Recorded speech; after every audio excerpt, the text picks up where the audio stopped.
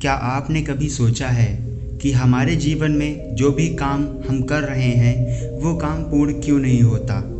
और आपने अपने आसपास देखा होगा कई लोगों को बहुत ही कम मेहनत करने पर भी बड़ी सफलताएं हासिल हो जाती हैं, पर जब मौका आपका आता है तो आप कितनी भी मेहनत कर लें आपको सफलता नहीं मिलती। अगर आपके साथ भी ऐसा होता है तो इस वीडियो को अंत तक ज़रूर देखें और गौतम बुद्ध की इस कहानी को सुनने के बाद आपका जीवन को लेकर नज़रिया बदल जाएगा। भगवान बुद्ध आत्मज्ञान की खोज में तपस्या कर रहे थे। उनके मन में विभिन्न प्रकार के प्रश्न उमड़ रहे थे। उन्हें प्रश्नों का उत्तर चाहिए था, लेकिन अनेक प्रयासों के बाद उन्हें सफलता नहीं मिली। वे आत्मज्ञान की प्राप्ति के लिए कठोर तपस्या करने लगे, अनेक कष्ट सहन किए, कई स्थानों की यात्राएं की, परंतु समाधान नहीं मिला। एक दिन उनके मन में कुछ निराशा का संचार हुआ। सोचने लगे, धन, माया, मोह और संसार की समस्त वस्तुओं का भी त्याग कर दिया जाए, फिर भी आत्मज्ञान की प्राप्ति नहीं हुई। क्या मैं कभी आत्मज्ञान प्राप्त कर सकूंगा? मुझे आगे क्या करना चाहिए? इसी प्रकार के अनेक प्रश्न बुद्ध के मन में उठ रहे थे। तपस्या में सफलता की कोई किरण दिखाई नहीं दे रही थी और इधर बुद्ध ने प्रयासों की कोई सीमा भी नहीं छोड़ी थी। वो उदास मन से इन्हीं प्रश्नों का मंथन कर रहे थे। इसी दौरान उन्हें प्यास लगी। वो अपने आसन से उठे और जल पीने के लिए सरोवर के पास गए। वहाँ उन्होंने एक अद्भुत दृश्य देखा। एक गिलहरी मुंह में कोई एक फल सरोवर के पास लाई।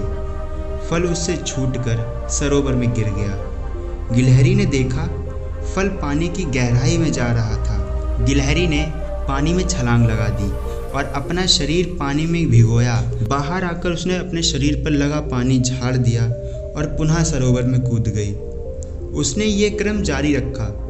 बुद्ध उसे देख रहे थे, लेकिन गिलहरी इस बात से अनजान थी। वह लगातार काम में जुटी रही। बुद्ध सोचने लगे, ये कैसी गिलहरी है? सरोवर का जल यह कभी नहीं सूख सकता, लेकिन इसने हिम्मत नहीं हारी। यह पूरी शक्ति लगाकर सरोवर को खाली करने में जुटी है। अचानक बुद्ध के मन में एक विचार उमड़ आया। यह तो गिलहरी है, फिर भी अपने लक्ष्य को प्राप्त करने में जुटी है। मैं तो मनुष्य हूँ। इस प्रकार महात्मा बुद्ध ने गिलहरी से भी शिक्षा प्राप्त की और तपस्या में जुट गए। एक दिन उन्हें आत्मज्ञान प्राप्त हो गया और वह महात्मा बुद्ध बन गए। एक दिन गौतम बुद्ध के शिष्य ने बुद्ध से कहा, मेरा आपसे एक निवेदन है। तो इस पे गौतम बुद्ध बोले, बताओ तुम्हारा क्या निवेदन है? शिष्य ने कहा, मेरे वस्त्र पुराने हो गए हैं, अब वो पहनने लायक नहीं रहे। क्या आप मुझे नए वस्त्र देने का कष्ट कर सकते हैं? गौतम बुद्ध ने उनके शिष्य के वस्त्र देखे। सच में वे पुराने लग रहे थे। इसलिए गौतम बुद्ध ने अन्य शिष्यों को आदेश दिया कि तुम इन्हें नए वस्त्र ला के दो। कुछ दिनों बाद जब गौतम बुद्ध उस शिष्य से मिले तो उन्होंने पूछा, क्या तुम्हें अब नए कपड़ों में आराम मिल रहा है? तुम्हें और कुछ तो नहीं चाहिए ना?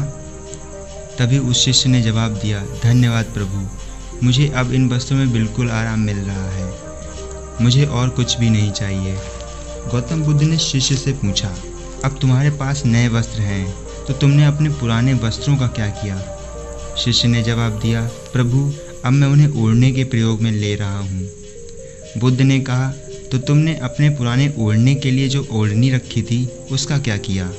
शिष्य ने कहा, गुरुदेव मैंने उसे खिड़की पर पर्दे की जगह लगा दिया है। गौतम बुद्ध ने फिर से प्रश्न किया, फिर तुमने पुराने पर्दों का क्या किया? तुमने उसे फेंक दिया। शिष्य ने कहा, नहीं गुरुदेव, मैंने पुराने पर्दों को अब तक फेंका नहीं है। मैंने उनके 4 टुकड़े किए और उनका उपयोग मैं रसोई के गर्म पतीलों को आग से उतारने के लिए कर रहा हूँ। बुद्ध ने पूछा, तो तुमने अपने रसोई के पुराने कपड़ों का क्या किया? शिष्य ने फिर जवाब दिया कि अब मैं उनको पोंछा लगाने के उपयोग में ले रहा हूँ। गौतम बुद्ध ने कहा, फिर तुमने अपने पुराने पोंछा लगाने वाले वस्त्रों का क्या किया? तब शिष्य ने कहा, प्रभु मेरा पुराना पोंछा लगाना अब उतना खराब हो गया है कि अब उससे कुछ नहीं हो सकता। इसलिए मैंने उस पुराने पोंछे का एक एक धागा अलग कर दिया और उसमें दिए की बत्तियां तैयार कर ली और उन्हीं बातियों में से एक कल रात आपके कक्ष में प्रकाशित की गई थी। गौतम बुद्ध अपने शिष्य से संतुष्ट थे। वे ये जानकर खुश थे कि उनका शिष्य चीज़ों को बर्बाद नहीं करता है और उसमें भी सहज है कि चीज़ों को किस प्रकार से प्रयोग किया जा सकता है। आज के ज़माने में प्राकृतिक संसाधन दिन प्रतिदिन कम होते जा रहे हैं। ऐसे में समय है हमें यही कोशिश करनी चाहिए कि हम किसी भी चीज़ को बर्बाद होते हुए रोक सकते हैं। हम सब मिलकर छोटे छोटे प्रयत्नों से चीज़ों को बर्बाद होने से रोक सकते हैं। अगर कहानी अच्छी लगी है तो वीडियो को लाइक ज़रूर करें। बहुत सालों पहले भारत में एक मगध नाम का राज्य था। वह राज्य बहुत ही प्रसन्न था। राज्य में एक सोनापुर नाम का एक गांव था जहां के लोग अपना सारा काम दिन में किया करते थे, लेकिन रात होते ही सारे लोग अपने घर के अंदर चले जाते थे और कोई भी रात के समय अपने घर से बाहर नहीं निकलता था। लोग ऐसा बस एक ही कारण से किया करते थे और वह था अंगुलीमाल। अंगुलीमाल बहुत ही खतरनाक डाकू था जो लोगों को लूट कर मार देता था। वह लोगों के बीच डर बनाए रखने के लिए मारे हुए व्यक्ति की उंगलियां काटकर उसे माला बनाकर पहनता था। अंगुलीमाल मगध के एक गुफा में रहता था। वह जिस जंगल में रहता था लोग वहां से गुजरने से भी डरते थे क्योंकि सबको अंगुलीमाल का बहुत ही डर था। एक दिन गौतम बुद्ध सोनापुर से गुजरे थे कि तभी उन्होंने लोगों को चिंतित देखा। लोगों को इस तरह परेशान देखकर गौतम बुद्ध ने पूछा, क्या बात है, आप इतने डरे हुए क्यों हो? ऐसे में लोगों ने महात्मा बुद्ध को जवाब दिया, यहाँ एक डाकू का बुरा प्रकोप है। वह लोगों को लूट कर मार देता और उनकी उंगलियां काटकर माला बनाकर पहन लेता है। इसीलिए हमारे गांव के लोग बेहद डरे हुए हैं। अब आप बताइए हम क्या करें? अच्छा ऐसी बात है, तो फिर अंगुलीमाल रहता कहाँ है? महात्मा बुद्ध ने पूछा। ऐसे में एक व्यक्ति सामने आया और गौतम बुद्ध से बोला, वह जंगल में रहता है। जंगल के अंदर एक गुफा है, उसी गुफा में वह रहता है। ये सब सुन लेने के बाद महात्मा बुद्ध अंगुलीमाल से मिलने जंगल की ओर चल पड़े। सोनापुर गांव के लोगों ने रोकने की बहुत कोशिश की, लेकिन फिर भी वे नहीं रुके और जंगल की ओर चल पड़े। जैसे ही वे जंगल के पास पहुंचे तब अंगुलीमाल ने अपनी गुफा से निकलकर हाथ में तलवार लिए खड़ा हो गया। गौतम बुद्ध ने अंगुलीमाल को अनदेखा कर दिया और आगे बढ़ चले। ये देखकर अंगुलीमाल बुद्ध का पीछा करने लगा। पीछा करते करते अंगुलीमाल जोर से चिल्लाया, ए सन्यासी रुक जा। मैं तो रुक गया, तुम कब रुकोगे? तुम अपनी यह हिंसा कब बंद करोगे? महात्मा बुद्ध ने कहा। ऐसे में अंगुलीमाल क्रोधित हो गया। फिर उसने गौतम बुद्ध से कहा, सन्यासी तू मुझे जानता नहीं है, मैं इस राज्य का सबसे शक्तिशाली मनुष्य हूँ। मैं नहीं मानता कि तुम सबसे शक्तिशाली मनुष्य हो, गौतम बुद्ध ने कहा। यह सुनकर अंगुलीमाल बोला, अच्छा अगर ऐसी बात है तो तुम ही बताओ मैं ऐसा क्या करूं जिससे तुम मानोगे? गौतम बुद्ध ने जवाब दिया, तुम जाओ और उस पेड़ की 10 पत्तियों को तोड़ के लाओ। महात्मा बुद्ध के कहने पर अंगुलीमाल ने यही किया।